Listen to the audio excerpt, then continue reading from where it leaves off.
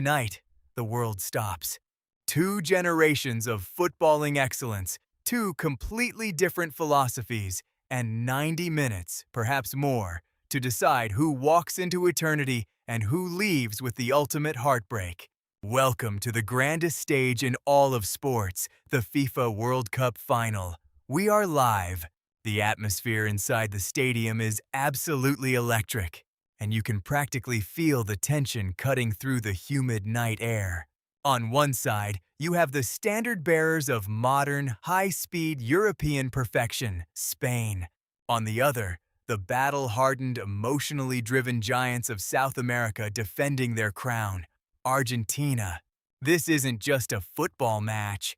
It is a cinematic clash of eras. It's the final dance of Lionel Messi, a man who has already conquered football but refuses to let go of his throne, going head-to-head against Lamine Yamal, the teenage prodigy who isn't just the future of the sport. He is the terrifyingly brilliant present. If you look at the flags waving in the stands, hear the deafening roar of the crowd, and see the sheer focus on the players' faces as they walked out of the tunnel, you know we are about to witness history. Millions are watching across the globe, families are glued to their screens, and the stakes have quite literally never been higher. Who blinks first? Who writes their name in gold letters? And whose dreams get shattered on the global stage? To understand how we got here, we have to look at the terrifying tactical machine that Spain has built over this tournament. This isn't the slow, pass-you-to-death tiki-taka of 2010. This is a revamped, lethal, and incredibly direct Spain. They don't just want to control the ball.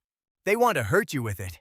Their midfield acts as a grand orchestra, pulling opposition defensive lines apart with surgical precision before unleashing their rapid wingers. The tactical evolution under their management has been flawless.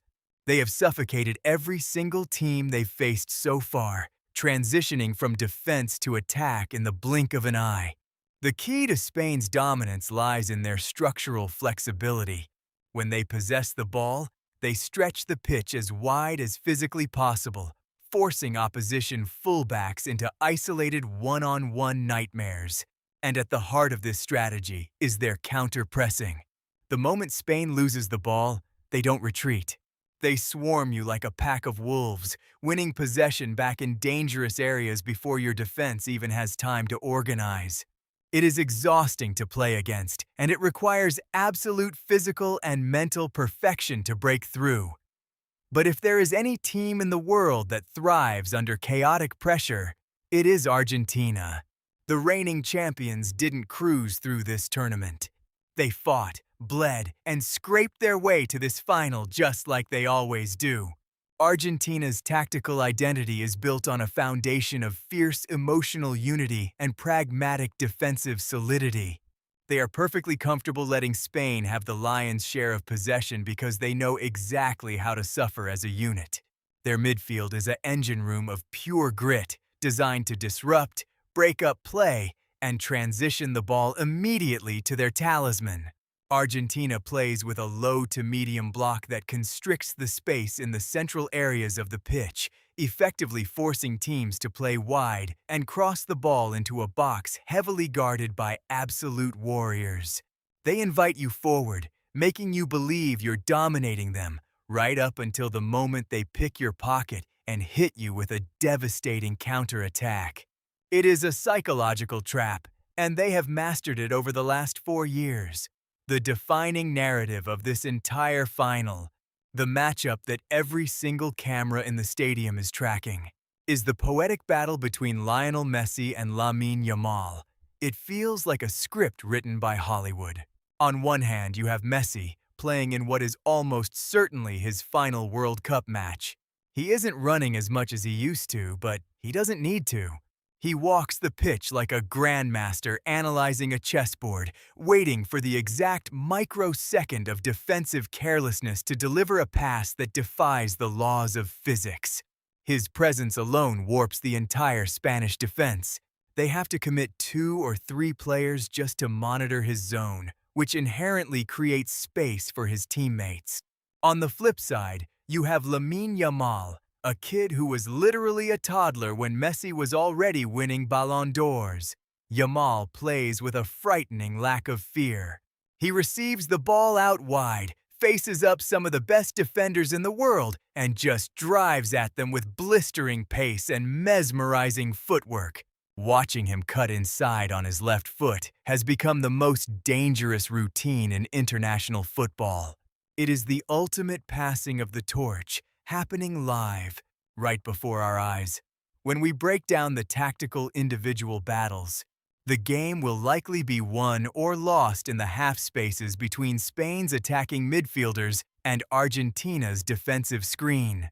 Spain will look to overload the central zones to free up their wingers, attempting to isolate Argentina's fullbacks in dangerous one-on-one situations.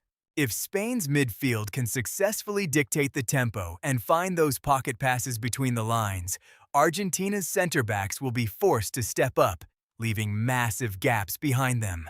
However, if Argentina's midfield line can successfully smother those passing lanes, squeeze the space, and initiate quick transitions, Spain's high defensive line will be incredibly vulnerable.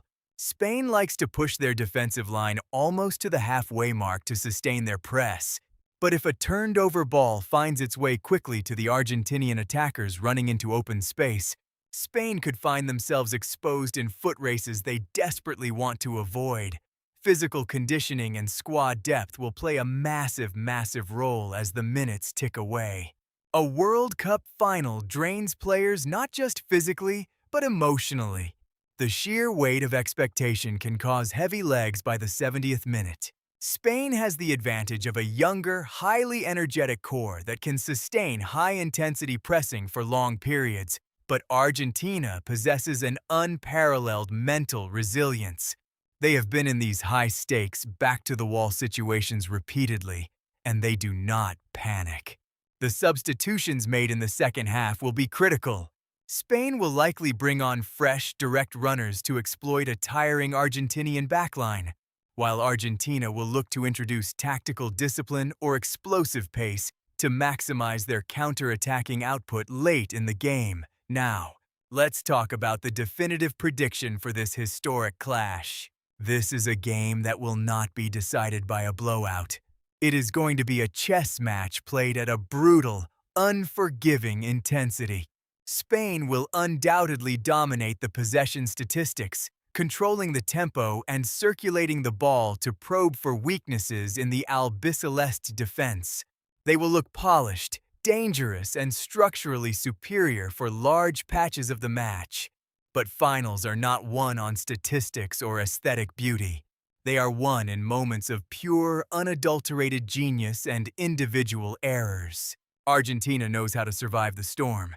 They have an almost supernatural ability to absorb immense pressure and strike with clinical precision when the opposition least expects it.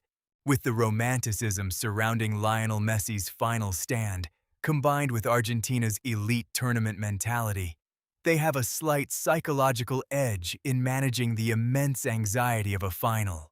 Expect a cagey, high-tension affair that could very easily go beyond the standard 90 minutes into extra time.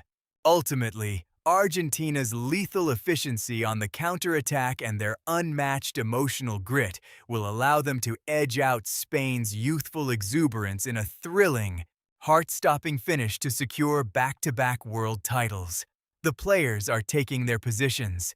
The referee is looking at his watch, and the entire planet is holding its breath.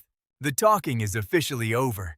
The tactical sheets are laid out, the strategies are set, and now it all comes down to the green grass beneath their boots. 90 minutes to decide who becomes immortal. Let the final begin.